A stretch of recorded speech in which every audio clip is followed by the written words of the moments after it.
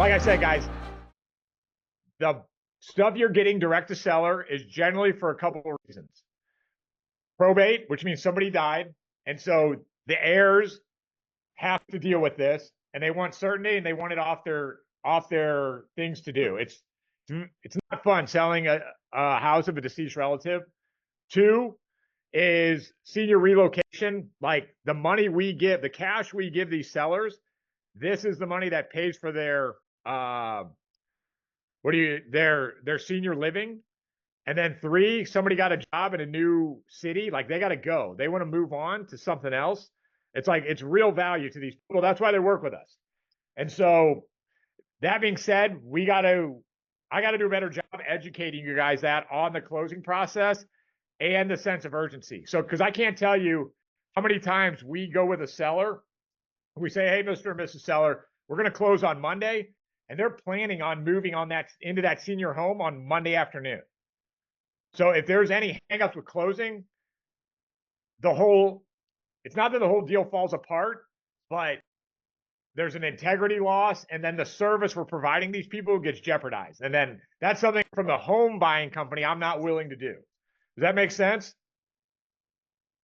So here's what's at stake. Like everybody wants great off-market deals. So for my team to get great direct-to-seller deals, we got to close fast, and we got to say what we're going to do. And so what's at stake for you guys if we can't do that?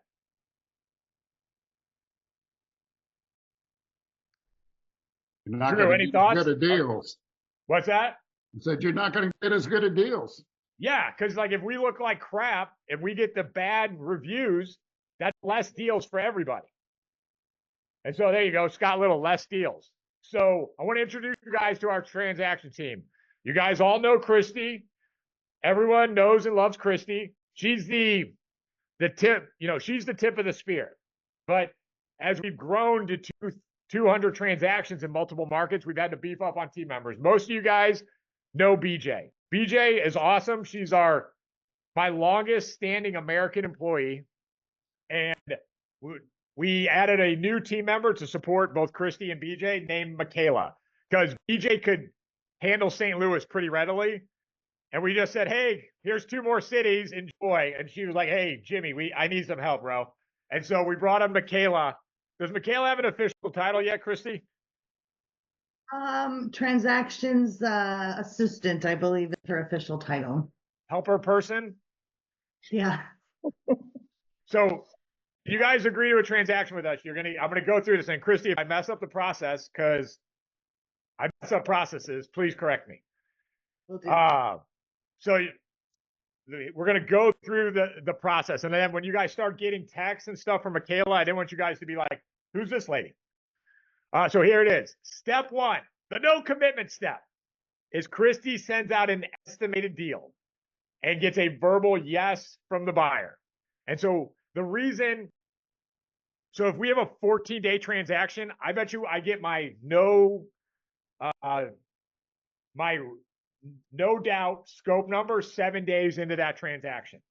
And so if we were to then wait for that, we couldn't make it work for our no shit scope number.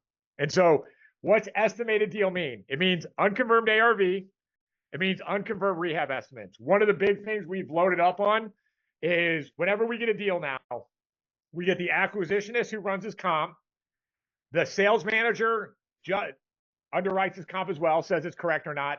Then we get a desktop appraisal from an appraiser. And then we get an agent in the market to say, "Yes, I can sell that house for that price."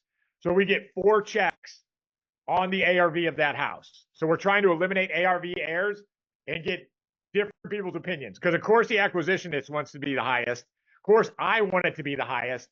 But the underlying agent who's going to sell that house is going to keep us in check. And then we're going to get a third-party desktop appraisal, not a full appraisal. But does that make sense? So, I don't want you guys to just think we're slinging deals to you. Like, I want everybody in this community to win and win big. And so my team is doing the necessary checks. So step 2 is you give Christy a verbal yes. At that point, you can ask Christy any clarifying questions with the deal. But we want the contract that you'll get from BJ to be signed in 24 hours. Because last month we had 2 transactions where we almost hurt sellers. Like I had to jump in and buy them because we didn't check that contracts were signed, and we didn't. I'm going to get into it. A couple other things weren't checked. And then step 3, within 48 hours, you'll send the earnest money. Michaela will send you reminders of that. That we are going to check with the lender. We made a mistake as a team last month. We didn't check that everybody had a loan out with a lender. We had a buyer who said they were going to buy the house, but they didn't fill out all their paperwork with the loan. And so what happens at this step, Christy, if someone has not started the hard money lending? After 72 hours, we're going to cancel your contract because you're not moving forward with your lender in time. So we're not going to close in time. Yeah. So everybody who's just doing what they do, this is like a non sequitur. It doesn't matter. But anybody who's not kind of doing what they commit to do, we're just putting fail safes in place. All right. Step 5, you'll get a full ARV confirmation. You'll get, and then in Little Rock, like right now, I'm getting more than a desktop appraisal. I'm getting as is appraisals because I don't have as much experience in that neighborhood. And so I'm trying to protect you guys to my best of my ability. So you get an ARV confirmation. You're going to get a scope confirmation from the contractor saying this is what it's going to cost. And so you guys can go through that scope. And so until you guys get these 2 things, it's like non-committal.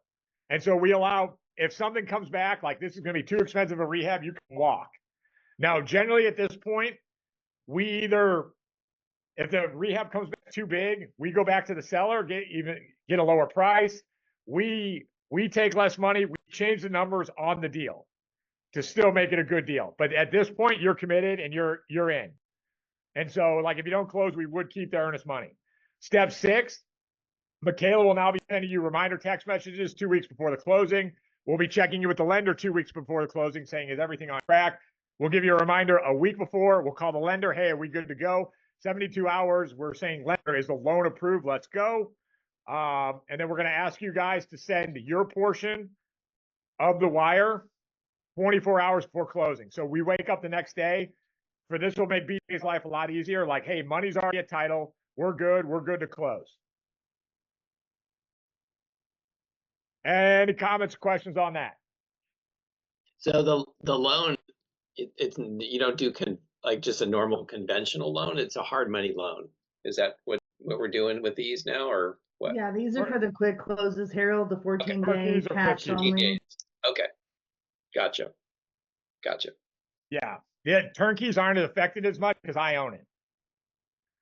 Right. But like, because a turnkey is not like somebody trying to move into their senior living facility that day. Right. And so these, I mean, are these mostly burrs then that are being done? Burrs and flips. Or sorry, tired Yeah, landlord but deals. there could Okay. be some tired landlords in there, yeah. Okay, cool. So, what my team loves doing is creating the win for us, win for you guys, win for the seller. So this is how we need to step up our systems and processes to create that triple win. We're right in the middle of this system with you, Jimmy, and it's been excellent. I mean, they're Jeff, they're doing the rehab right now, and they're getting it done just in the time frame that they said they would. I couldn't be more tickled with what we're doing. well, I love tickling you, Jeff. What? But like Jeff lives close to St. Louis, but like, correct me if I'm wrong, but your estimated rehab was not the same as the scope, the number on the scope you signed. Well, there were 2 things that was with it. One, the scope came in cheaper than what was in the estimate. Yeah. But then, we toured the property and we wanted a couple more things on there than what was on the scope. That is just our preference as having been rehabs and being our first one. So it ended up being a little bit higher, but man, it was still well within what was my estimates of what I wanted to get it for. So, I mean, it's win all the way around.